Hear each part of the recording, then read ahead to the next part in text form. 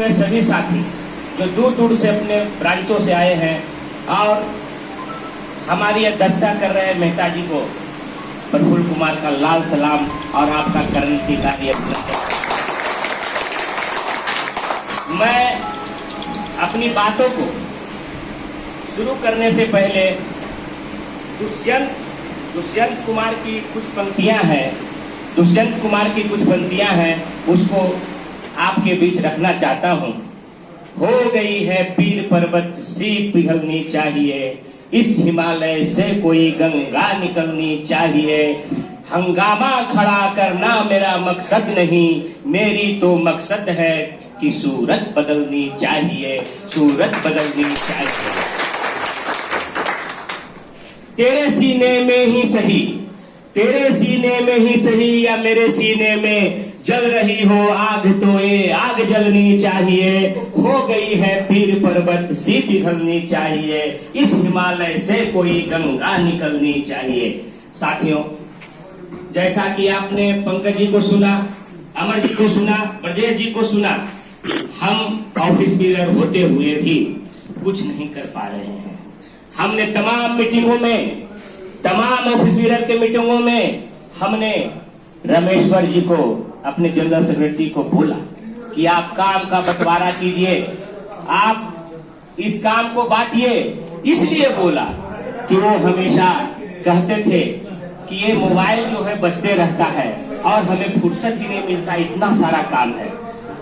साथियों, सच्चाई है कि 1300 लोगों का ये हुजूम, ये परिवार बैंक ऑफ इंडिया जो हमारे स्टाफ की स्ट्रेंथ 1300 है, तो इसको मैनेज करना कोई साधारण बात नहीं है।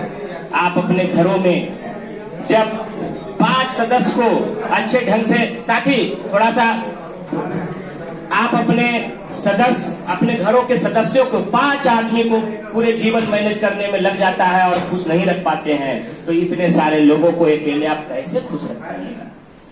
लेकिन वो एक न माने। हमने बार बार उनसे आग्रह किया। अशरफ जी और ब्रजेश जी और अमर गुप्ता जी सभी मीटिंगों में ऑफिस बीरर में जाते थे। हमने एक बार नहीं 4-4 बार इस बात को दोहराया कि आप इसको अविलंब कीजिए।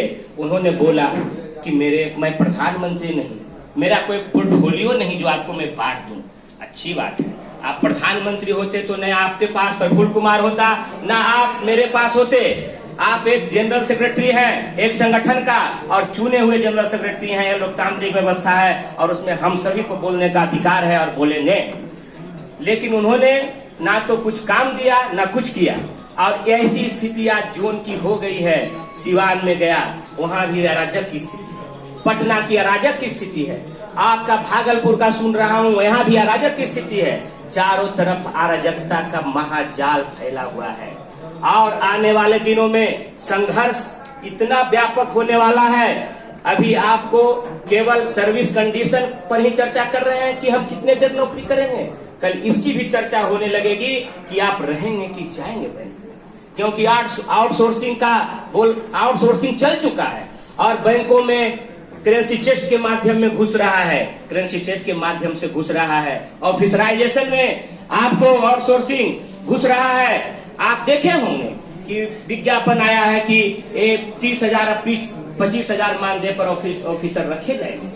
आपको कल क्लर्क के रूप में भी मानदेय आ जाएगा और एक काउंटर में उसको बैठा दिया जाएगा और दूसरे काउंटर में आपको बैठा दिया जाएगा और कामों की तुलना की जाएगी कि देखो ये 8 बजे तक करते हैं और आप 5 बजे तक करते हैं। आपको जलील किया जाएगा। इसकी लड़ाई की भी तैयारी आपको करनी होगी। और मैं इस भीड़ को देखकर ये कह सकता हूं और आश्वस्त हूं कि पूरे बिहार में बदलाव की बयार चल चुकी है। पूरे बिहार में बदलाव की बयार चल चुकी है और एक से एक ऑफर आ रहा है कि आप जनरल सेक्रेटरी ले लो, पैनल हम पढ़ देंगे बाकी का। आप जनरल सेक्रेटरी छोड़ दो, बाकी का पैनल हम पढ़ देंगे। क्या चल रहा है? हमारा एक कोर कमेटी बना है और जब भी प्रफुल्ल कुमार बात करेगा तो इस कमेटी के साथ बात करेगा, नहीं करेगा। और आने वाले दिनों में आप पर चलाया जाएगा मैनेजमेंट का डंडा, लेकिन इससे डरना नहीं। आपको हमारे ऊपर इस तरह का व्यवहार किया गया है, लेकिन हमने सारी लड़ाइयां को जीता। आपके दिनेश झा ललन जो ऑल इंडिया के जनरल सेक्रेटरी हैं, वो तमाम लड़ाइयां लड़ रहे हैं।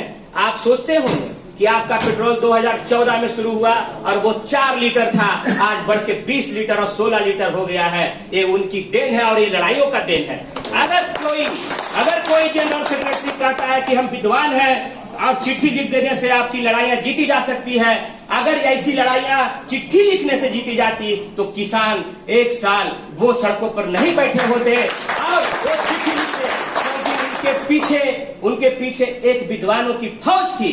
उस फौज में प्रशांत किशोर नाम के बड़े वकील थे। उस फौज में आपके यादव जी जो योगेंद्र यादव, वो इतने बड़े लेखक हैं, तो क्या उन्होंने बैठना उचित समझा? आपको हर एक लड़ाई लड़ने के लिए रोड पर आना पड़ेगा और सड़कों पर उतरना पड़ेगा। अगर नहीं आएंगे तो आपको खत्म कर दिया जाएगा, बर्बाद कर दिया जाएगा, आप कहीं के नहीं रहेंगे। क्योंकि लड़ाइयां घर से बैठ कर नहीं होती, लड़ाइयां रोड पर और लड़ाइयां ब्रांच के बाहर होती है। साथियों, कुछ बातें हैं जो इन्होंने कहा है यहाँ के लोग, और मैं समझता हूं कि सारी बातों का आपका जवाब मिल चुका है, लेकिन हमें भी कुछ बातों को बोलना है।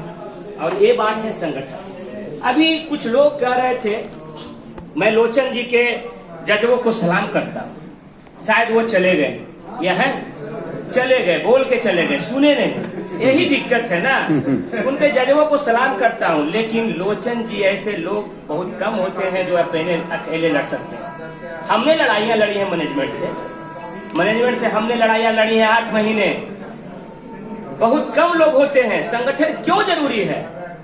1946 में IBA का गठन हुआ, 1946 में प्रभातकर और HL परवाना ने इसका गठन किया। आप प्रभातकर को सस्पेंड कर दिया, HL परवाना को सस्पेंड कर दिया गया, डिसमिस कर दिया गया, बैंक से बाहर की रास्ता निकाल दी गई। आप समझते हैं, जब 1946 में पूरा बैंक प्राइवेट था और उस समय संगठन का नींव डालना कितना कष्टकारी होगा, कैसे डलाया होगा नींव और कौन लोग जुटे होंगे। आज हमारी संख्या इस छत के नीचे बैठ के मैं मीटिंग कर रहा हूं, हमारी संख्या बल इतनी है, हम कुछ भी कर सकते हैं। लेकिन इन वृद्ध लोगों ने क्या करना शुरू किया है? इन्होंने HL परवाना और कॉमरेड प्रभात करके फसलों को खाया है। इन्होंने अपना काम कुछ नहीं किया है। और आज कहते हैं, आप देखते होंगे ब्रांचेज में लोग आते हैं रिटायरी, तो बोलते हैं कि अब संगठन में दम नहीं रहा, संगठन खत्म हो चुका है। क्यों भाई, खत्म क्यों हो गया? दम क्यों नहीं रहा? तो बोलते हैं कि पहले संगठन जो था बहुत अच्छा था, पूरा लड़ते थे, अब मैनेजमेंट को ऐसे कर देते थे। तो आप छोड़िए, तो आप ही लोग तो खत्म कर रहे हैं। अरे आप ही के पूर्वज बैठे हुए हैं और उनकी कमाई खा रहे हैं, जो 1946 में लड़कर इसको सरकारी किया। मैं उनके जजों को सलाम करता हूं और उनके लिए आज सुबह सुबह एक शायरी बनाई है जो मैं आप लोग के बीच रखना चाहता हूं। ये 2 शख्स ऐसे हैं इस बैंकिंग इतिहास में जिन्होंने अपना अभूतपूर्व योगदान दिया। HL कॉमरेड प्रभातकर 10 साल तक पार्लियामेंट के मेंबर रहे, 10 साल तक पार्लियामेंट के मेंबर रहे। AIBA के संस्थापक थे। उनकी नौकरी फाइनल हो गई, कोर्ट से जजमेंट आ गया, लेकिन उन्होंने उस नौकरी को लात मार दी और आपके सेवा करने के लिए वो अतुर हुए। और हम उनके विरासत को बचाने के लिए लड़ रहे हैं। हम अपनी विरासत बचाने के लिए नहीं लड़ रहे हैं, हम उन्हीं के विरासत बचाने के लिए लड़ रहे हैं और आने वाले नए फसलों की जिंदगी के लिए लड़ रहे हैं। आपको ये लड़ाई लड़नी पड़ेगी। उनके जहन में मैंने लिखा है, आग भी जिसको जला ना सके वो शख्स नहीं दीवाना था। आग भी जिसको जला ना सके वो शख्स नहीं दीवाना था। लोग उसी को कहते थे, क्या वही परवाना था? मैं प्रभातकर के लिए भी आज सुबह इस एक शायरी को लिखा हूं जो आप इस मंच के माध्यम से बोलना चाहूंगा।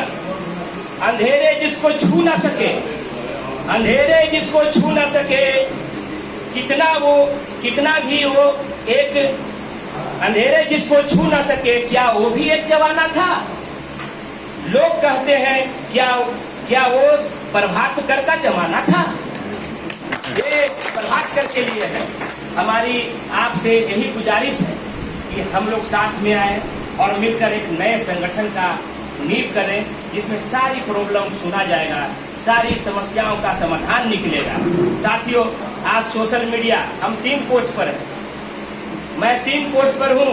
एक बैंक ऑफ इंडिया का संगठन सचिव हूँ, जहाँ मुझे कुछ करने नहीं दिया जाता है। लेकिन दूसरा मेरा एक पोस्ट है जो BPBA का असिस्टेंट जनरल सेक्रेटरी, वहाँ हमारी उपयोगिता समझी जाती है, सारे बैंकों में हमें बुलाया जाता है।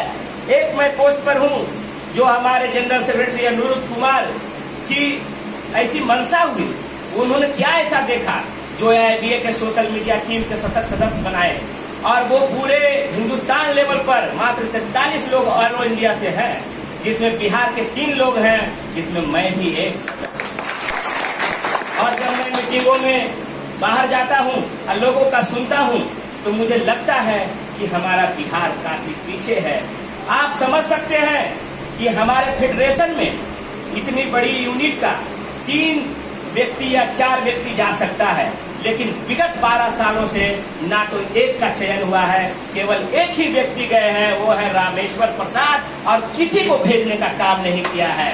ये उनकी सबसे बड़ी उपलब्धि नहीं, क्या हो सकता है जो आप समझ सकते हैं, नाकामी है। विगत 12 सालों में ना तो कोई ब्रांचेज में यूनिटों का गठन हुआ, यूनिट सेक्रेटरी बने, उस चीजों को खत्म कर दिया गया। उन्होंने एक लेटर लिखा कि यूनिट सेक्रेटरी का गठन किया जाए। 2 महीने तक कोई शोर शराबा नहीं हुआ पटना में। उसके बाद हम लगे और हमने यूनिट सेक्रेटरी पटना में बनाया, और शायद भागलपुर में भी कुछ यूनिट सेक्रेटरी ब्रजेश जी के माध्यम से बने या बनाए पूरे। लेकिन जब मुजफ्फरपुर की बात आई तो मैं वहाँ इंटरफेयर करने लगा, क्योंकि संगठन सचिव एक ही पोस्ट होता है और DGS इस बार नहीं था, और संगठन सचिव हमको बनाया गया था उसी पोस्ट पर। तो हम जब वहाँ इंटरफेयर करने लगे तो उमेश सिंह का फरमान आया कि हमारे जोन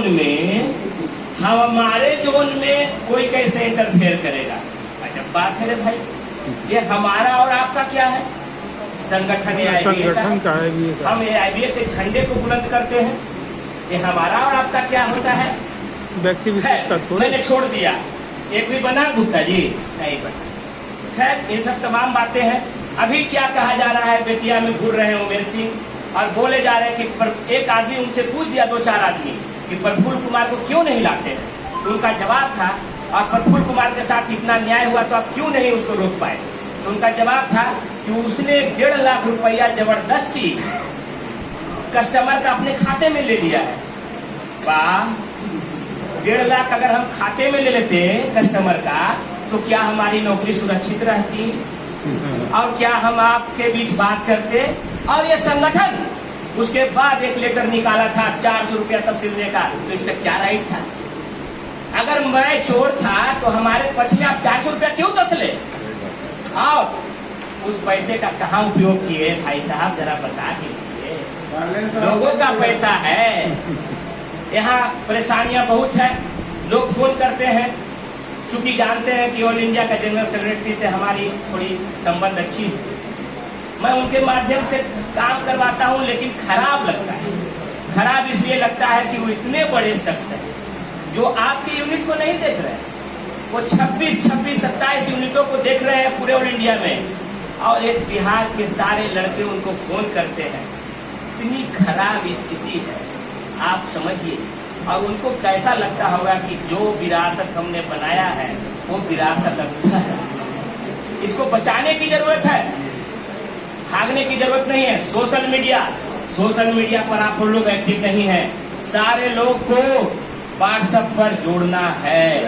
और जिस दिन ट्विटर कैंपेन होता है उस दिन भी आप ट्वीट कीजिए, क्योंकि वो ट्विटर जो है वो राष्ट्रीय का नहीं है, नेशनल लेवल का है, अंतरराष्ट्रीय है।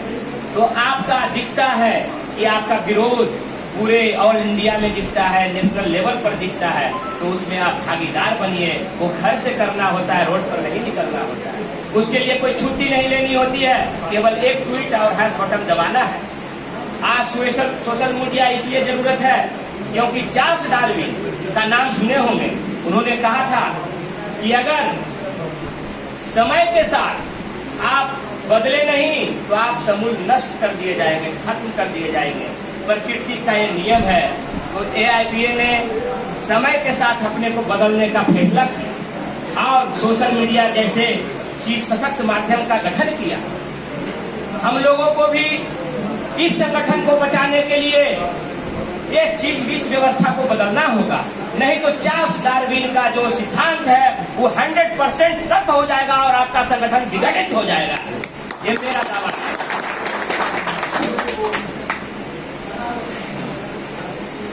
साथियों, कहने का है, ट्रांसफर पॉलिसी पर बोल चुके हैं। हम रामेश्वर जी की बहुत बड़े प्रशंसक हैं। आप कल्पना नहीं कर सकते हैं कितने बड़े प्रशंसक हैं। उनके पास जो विद्वता है वो शायद बिहार में किसी के पास होगी, लेकिन वो ऐसे विद्वान है जो किसी भी व्यक्ति का केस फंस जाए तो ऐसा क्या लिख देते हैं कि 2 इंक्रीमेंट और 1 इंक्रीमेंट डाउन हो जाता है। भाई विद्वता तो हमको दिखा ही नहीं, अजब है भाई।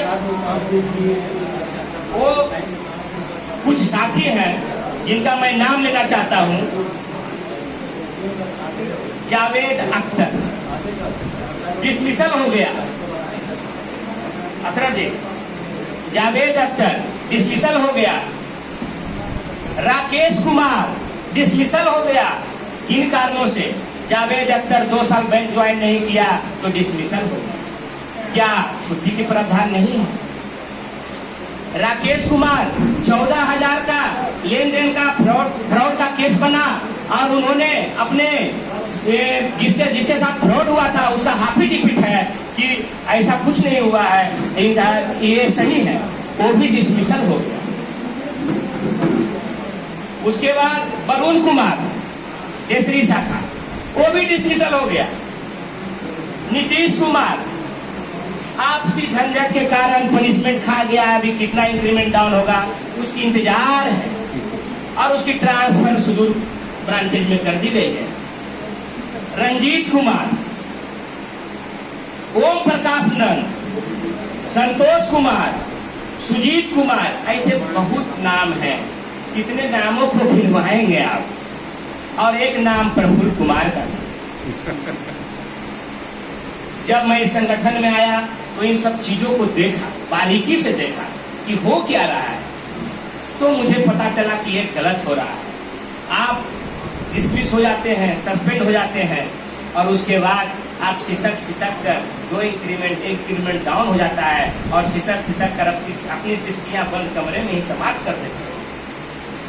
आप किसी से बोलते नहीं हैं क्योंकि वहां इतना मेंटली टॉर्चर कर दिया जाता है कि आपको लज्जा होती है। हम बोलते हैं कि सारे विभागों को काम करने के लिए डिपार्टमेंट रखा जाता है। डॉक्टर का काम है चीरफाड़ करना, वकील का काम है कानून का पढ़ना, बैंकर का काम है नोट गिनना। रमेश्वर बाबू सारे काम अपने ही करते, वो वकील भी है। अरे आप लीगल एडवाइजर रख लीजिए भाई। जब इतना पनिशमेंट हो रहा है, इतना पनिशमेंट हो रहा है, आप लीगल एडवाइजर रख लीजिए। क्या जरूरत है किसी का गला कटवा देने का? और सुन लीजिए, अगर वो लीगल एडवाइजर एक भी आदमी का नौकरी बचाएगा तो आपका रखना सफल हो जाएगा और आपकी सोच सकारात्मकता में बदल जाएगी। लेकिन करना तो कुछ नहीं है, सारा काम हम ही करेंगे। होल्डिंग का फोन वही देखेंगे, ट्रांसफर का फोन वही देखेंगे, लीगल वही करेंगे, कुछ नहीं। 40 सालों में हमारे नेताजी, एक बार हम रात को ऐसा विचार आया एक दिन पहले कि मजदूर दिवस पर कुछ फंक्शन होना चाहिए। हमने सारे लोगों को फोन किया, ठाकुर जी को भी फोन किया कि बॉस करना है। नेताजी को फोन किया, किसी कारणवश इनको पता नहीं था। ब्रजेश भाई को बोले, अशरफ जी का जुम्मा उम्मा चल रहा था उस समय, कुछ था उनका फंक्शनिंग जो पर्व होता है, तो हम मेहता सर को 8:30 बजे फोन किए कि सर ऐसा करना है, और इन्होंने 10:30 बजे हमको श्योर कर दिया कि ऐसा होगा, और इन्होंने किया। इनके नाम पर एक जोरदार ताली लगनी चाहिए। ऐसे लोगों को रमेश्वर बाबू निगल गए। हम जब अनिरुद्ध कुमार के पास बैठे हुए थे और रमेश्वर बाबू सामने थे, मैंने पूछा कि आपकी उम्र कितनी है? उन्होंने बोला 75 साल, 73 साल, सॉरी 1 साल पहले पूछा था, 73-74 बोले होंगे। हमने बोला मेरी उम्र कितनी है? तो तुम जानो। लिए मैं जान रहा हूँ आपका और हमारे उम्र में कितना का अंतर है, दुगना से अधिक। बीच का वो भाई कहाँ है जो 55 साल का है, जो 54 साल का है, जो 48 साल का है, कहाँ है? तो बोले सभी ये संगठन की जवाबदेही है, और ये संगठन चलाने की हमारी अकेले जवाबदेही नहीं है। हम बोले संगठन चलाने की जवाबदेही तो अकेले आप ही की है सर, लेकिन लोगों की बनाने की जवाबदेही आप भूल गए। शायद आप भूल गए हैं, नहीं तो संगठन का ये रूप नहीं होता, ना संगठन का इस तरह से विघटन होता।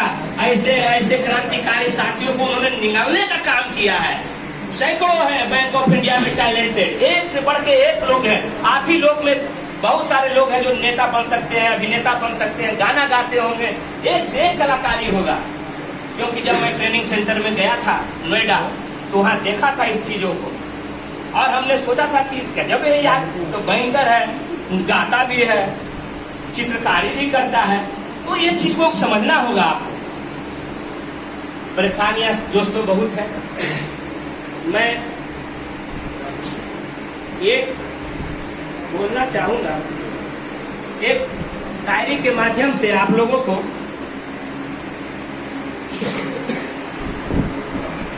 रात नहीं ख्वाब बदलता है, मंजिल नहीं कारवां बदलता है। जज्बा रखो जीतने का, क्योंकि किस्मत बदले ना बदले वक्त जरूर बदलता है।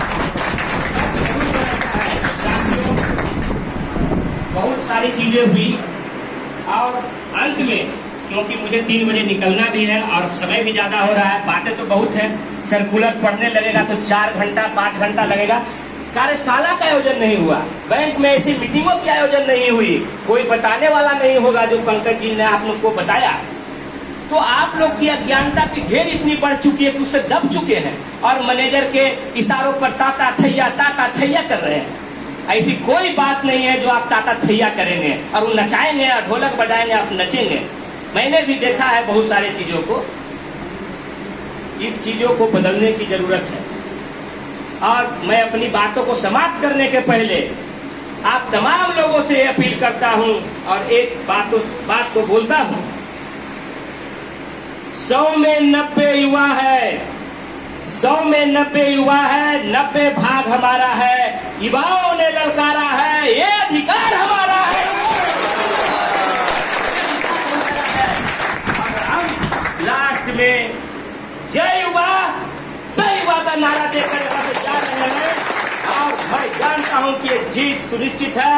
आप लोग घबराइए नहीं, साथ दीजिए, और जो इन्होंने बताया है उसके साथ आइए, और सारी कहानी फिनिश है। और मैं जीतूंगा, और आपकी टीम जीतेगी, और नए संगठन का निर्माण होगा। प्रफुल्ल कुमार कोई ऐसा चीज नहीं है जो दिन रात को बना और दिन को समाप्त कर दिया समस्या को। ये टीम आपकी समस्या को, आप लोगों के माध्यम से समस्या का समाधान होगा, ये मेरा विश्वास है। जय हिंद, लाल सलाम।